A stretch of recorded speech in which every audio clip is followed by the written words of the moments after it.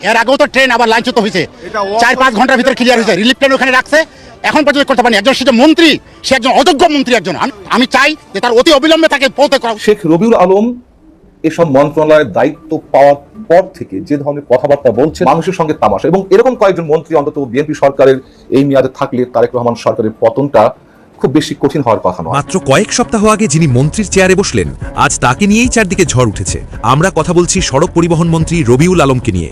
আসসালামু আলাইকুম সম্মানিত প্রিয় দর্শক, আশা করি সকলে অনেক ভালো আছেন। দর্শক, মাত্র 1 মাস আগে দায়িত্ব নেওয়া সড়ক ও পরিবহন মন্ত্রী শেখ রবিউল আলমের অব্যবস্থাপনায় দর্শক এবং দায়িত্বহীনতার অভাবে দর্শক এবারের ঈদে চরম ভোগান্তির মধ্যে পড়েছে যানবাহনের চলাচলরত জনগণ।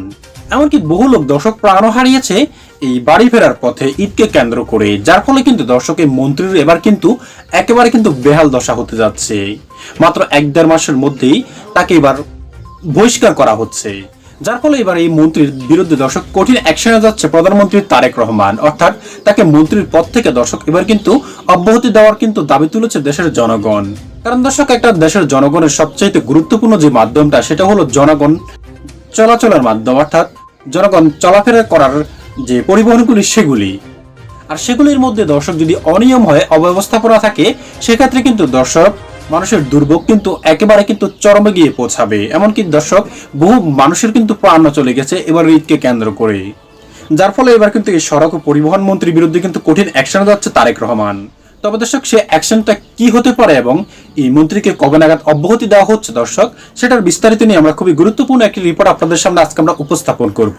তাই আপনার কাছে অনুরোধ থাকবে দর্শক, আজকের এই সম্পূর্ণ রিপোর্টটি একেবারে স্পষ্ট আকারে একেবারে সম্পূর্ণ দেখে দর্শক ভিডিওতে একটি লাইক দিয়ে যাবেন। তাহলে চলুন সম্মানিত প্রিয় দর্শক, আগে আপনাকে সেই গুরুত্বপূর্ণ রিপোর্টটি দেখিয়ে নিয়ে আসি এই সড়ক ও পরিবহন মন্ত্রী সম্পর্কে। বিএনপি নেতা শেখ রবিউল আলমকে যখন আমাদের প্রধানমন্ত্রী তারেক রহমান তার হাতে সড়ক পরিবহন মন্ত্রণালয়, রেলপথ মন্ত্রণালয় এবং সেতু মন্ত্রণালয়ের মতন গুরুত্বপূর্ণ তিনটি মন্ত্রণালয়ের চাবি তুলে দিলেন, এমন কোনো মানুষ ছিলেন না বা নেই যারা বিস্মিত হননি, অবাক হননি।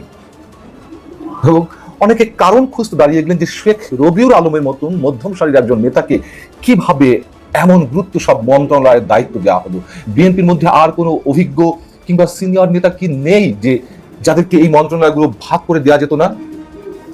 এবং শেখ রবিউল আলম এসব মন্ত্রণালয়ের দায়িত্ব পাওয়ার পর থেকে যে ধরনের কথাবার্তা বলছেন, মন্তব্য করছেন, স্রেফ মানুষের সঙ্গে তামাশা। এবং এরকম কয়েকজন মন্ত্রী অন্তত বিএনপি সরকারের এই মেয়াদে থাকলে তারেক রহমান সরকারের পতনটা খুব বেশি কঠিন হওয়ার কথা নয়। এই ঈদকে কেন্দ্র করে মহা কিছু ঘটিয়ে দেওয়া হবে এমন সব নির্দেশনা জারি করা হলো। অতিরিক্ত ভাড়া আদায় করা হলে রুট পারমিট বাতিল করা হবে, জেল জরিমানার হুমকি দেওয়া হলো। কিন্তু বাস্তব ক্ষেত্রে এর প্রয়োগ খুবই সামান্য। বরং কাজের কাজ তো কিছুই নয়, সাধারণ মানুষের সঙ্গে যেন একের পর এক তামাশা করে চলেছেন শেখ রবিউল আলম। একের পর এক চটকদার বক্তব্য দিচ্ছেন, মানুষের কাটা ঘায়ে নুনের ছিটা দিচ্ছেন। গত বছরের তুলনায় এবার ঈদ যাত্রাকে কেন্দ্র করে গণপরিবহনে ভাড়া আদায়ের ক্ষেত্রে যে শুধু মহোৎসবই চলছে তাই নয়, বরং গত 20 বছরের মধ্যে এবার নৈরাজ্য সৃষ্টির ক্ষেত্রে রেকর্ড সৃষ্টি করা হয়েছে, এমন দাবি বাংলাদেশ জাতীয় কল্যাণ সমিতি। তারা রীতিমধ্যে সংবাদ সম্মেলন করে নানান ধরনের তথ্য উপাত্ত আমাদের সামনে তুলে ধরেছে। যেমন ঢাকা থেকে পাবনা এবং নাটোরগামী 500 টাকার নিয়মিত ভাড়া নেওয়া হচ্ছে 1200 টাকা। ঢাকা থেকে রংপুরের 500 টাকার ভাড়া 1500 টাকা। ঢাকা থেকে ময়মনসিংহের 250 টাকার লোকাল বাস ভাড়া নেওয়া হচ্ছে 600 টাকা। অন্যান্য রুটে কোনো ক্ষেত্রে 250 টাকা জায়গায় 750 টাকা পর্যন্ত নেওয়া হচ্ছে। তো এই যে নৈরাজ্যকর নানান ধরনের তথ্য উপাত্ত, পরিসংখ্যান, এই সব কিছুকে ছাপিয়ে এখন সাধারণ মানুষের আলোচনার কেন্দ্রবিন্দুতে উঠে এসেছে সড়ক মন্ত্রী, রেলপথ মন্ত্রী এবং সেতু মন্ত্রী শেখ রবিউল আলমের উদ্ভট বিতর্কিত নানান ধরনের মন্তব্য। মানুষ রীতিমতো ত্যক্ত বিরক্ত এই মন্ত্রীর কথাবার্তায়। এবারে ঈদযাত্রায় যে ভাড়া দ্বিগুণ 3 গুণ নেওয়া হচ্ছে, 20 বছরের রেকর্ড সৃষ্টি করা হয়েছে, নৈরাজ্য সৃষ্টি করা হয়েছে, এই সব কিছুকে অস্বীকার করে শেখ রবিউল আলম কি বলছেন একটু আপনাদের সামনে তুলে ধরি। তিনি জাতীয় কল্যাণ সমিতির এইসব তথ্যকে চ্যালেঞ্জ জানিয়ে তিনি বৃহস্পতিবার গাবতলী, মহাখালীর বিভিন্ন বাস টার্মিনাল পরিদর্শন করলেন, যাত্রীদের সঙ্গে কথা বললেন এবং সাংবাদিকদের প্রশ্নের জবাবে এক পর্যায়ে তিনি বলছেন, এবারে ঈদে যাত্রীদের কাছ থেকে কোনো বাড়তি ভাড়া নেওয়া হচ্ছে না, বরং কোনো কোনো ক্ষেত্রে নির্ধারিত ভাড়ার চেয়ে অনেক কম নেওয়া হচ্ছে। কেমন কম নেওয়া হচ্ছে তারও একটু উদ্ভট ব্যাখ্যা তিনি তুলে ধরেছেন। তিনি বলছেন যে সাধারণত চার্টের চেয়ে কম ভাড়ায় বাস স্টপেজ থেকে যাত্রীরা গিয়ে অভ্যস্ত।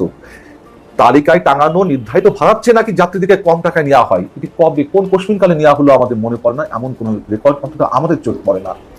তিনি বলছেন যখনই যাত্রী চাপ কম থাকে তখন চার্টের চেয়েও কম ভাড়ায় বাস মালিকরা যাত্রী নেন।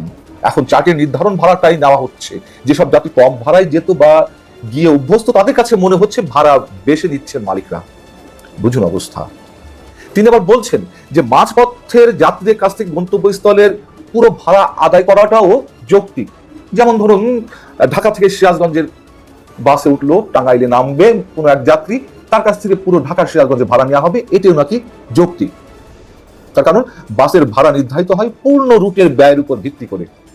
কোথায় পেয়েছেন উনি এটি? যখন ঢাকা থেকে খুলনায় কোনো গাড়ি আসে তখন তুই কি গোপালগঞ্জের পর্যন্ত যে ভাড়া মানে সেটি খুলনা ঢাকার পুরো ভাড়াটা কি নেবেন? এমন তো হয় না। অথচ তিনি যুক্তি দিচ্ছেন। এর আগে এই মন্ত্রী শপথ নেওয়ার পরপরই তুমুল বিতর্কের সৃষ্টি করেছিলেন যে সড়ক বা টার্মিনালে যা ঘটছে, যেসব চাঁদাবাজি ঘটনা ঘটছে সেগুলো আসলে চাঁদাবাজি নয়, সেগুলো সমঝোতার ভিত্তিতে নেওয়া হচ্ছে। সমঝোতার ভিত্তিতে যে টাকাগুলো তোলা হয় সেটি নাকি চাঁদা নয়, সেটি শ্রমিকদের কল্যাণে নাকি ব্যয় হয়। অথচ আমরা দশকের পর দশক ধরে যা জেনে এসেছি সব ভুল, সব মিথ্যা।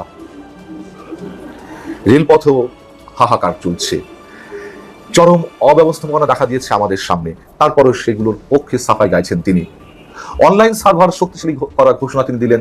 ঘোষণা দেওয়ার 5 মিনিটের মধ্যেই সাইট অচল হয়ে পড়ায় সাধারণ মানুষ ক্ষুব্ধ হয়ে উঠলেন। উত্তরবঙ্গগামী বিভিন্ন ট্রেন 5 থেকে 10 ঘন্টা বিলম্বে ছাড়ছে, শিডিউল বিপর্যয় দেখা দিল। এবং এটি নাকি যাত্রীদের নিরাপত্তার জন্য এই ডিলেগুলো হচ্ছে, বিলম্বগুলো ঘটছে। ট্রেনের ছাদে ভেতরে তিল ধারণের জায়গা নেই। এসির বগিতে দাঁড়িয়ে থাকা যাত্রীদের কারণে যারা টিকিট কেটেছেন সেই যাত্রীরাও সেখানে ঢোকার সুযোগটুকু পাচ্ছেন না, বসার জায়গা পাচ্ছেন না। এই ব্যক্তি তো নির্মাণ ব্যবসা করতেন, তাই না? ডেভেলপারের ব্যবসা করতেন। সেই ব্যক্তি এখন সড়ক পথ, রেলপথ, সেতু মন্ত্রণালয়ের দায়িত্বে। এবং তার ব্যক্তিগত বিষয় আমি এখানে আলোচনা করতে চাই না, অনেক কিছুই আপনারা জানেন। তাকে নিয়ে মানুষের যে মন্তব্য সেগুলো তারেক রহমানের জন্য বিপজ্জনক। যেমন ফেসবুকে অনেক ধরনের কথাবার্তা লেখা হচ্ছে, অনেক ধরনের কমেন্ট চলছে করা। আমি একটি কমেন্ট শুধু পড়ি। একজন লিখছেন যে রাস্তায় যখন মানুষ ভাড়ার নৈরাজ্যে দিশেহারা, স্টেশনে যখন মানুষ ট্রেনের টিকিটের জন্য হাহাকার করছে, তখন মন্ত্রী মহোদয় ফিটফাট সুটেড বুটেড হয়ে টার্মিনালে গিয়ে তামাশা করছেন। অথচ বর্তমান প্রধানমন্ত্রী তারেক রহমান সাধারণ পোশাক পরে মানুষের দোরগোড়ায় যাচ্ছেন, সমস্যার সমাধান করছেন, যা জনমনে আশার আলো জাগাচ্ছে। মন্ত্রীর উচিত হবে, এই সড়ক মন্ত্রীর উচিত হবে দম্ভ ত্যাগ করে প্রধানমন্ত্রীর এই জনবান্ধব আদর্শ অনুসরণ করা, নতুবা সরে দাঁড়াবেন না। তাদের হাত অনেক লম্বা বিধায় বিএনপির মধ্যে, দলের মধ্যে অনেক অভিজ্ঞ এবং সিনিয়র নেতা থাকার সত্ত্বেও শেখ রবিউল আলমদের মতো মানুষদেরকে এমন গুরুত্বপূর্ণ তিনটি মন্ত্রণালয়ের দায়িত্ব তুলে দেওয়া হয়, আর তারা সার্কাস দেখান, তামাশা করেন। বরং আমাদের দেখতে হবে এসবের চেয়েও আরো গুরুত্বপূর্ণ কোনো মন্ত্রণালয়ের চাবি এই রবিউল আলমদের হাতে দিয়ে পৌঁছাচ্ছে। কিন্তু আখেরে মানুষের ঠিকই কষ্ট হবে, চরম মূল্যটা সম্ভব দিতে হয় এরকম দলকে এবং দলীয় প্রধানদেরকে। সম্মানিত দর্শক শ্রোতা, আপনারা যারা সোশ্যাল মিডিয়া ব্যবহার করেন তারা তো অবশ্যই দেখেছেন এবারের ঈদকে কেন্দ্র করে বাড়তি ভাড়া থেকে শুরু করে দর্শক জনগণের যে ভোগান্তি হয়েছে বাড়ি ফেরার পথে ট্রেন, লঞ্চ, এমনকি বাসেও, সেটা কিন্তু আপনারা দেখতেই পেয়েছেন।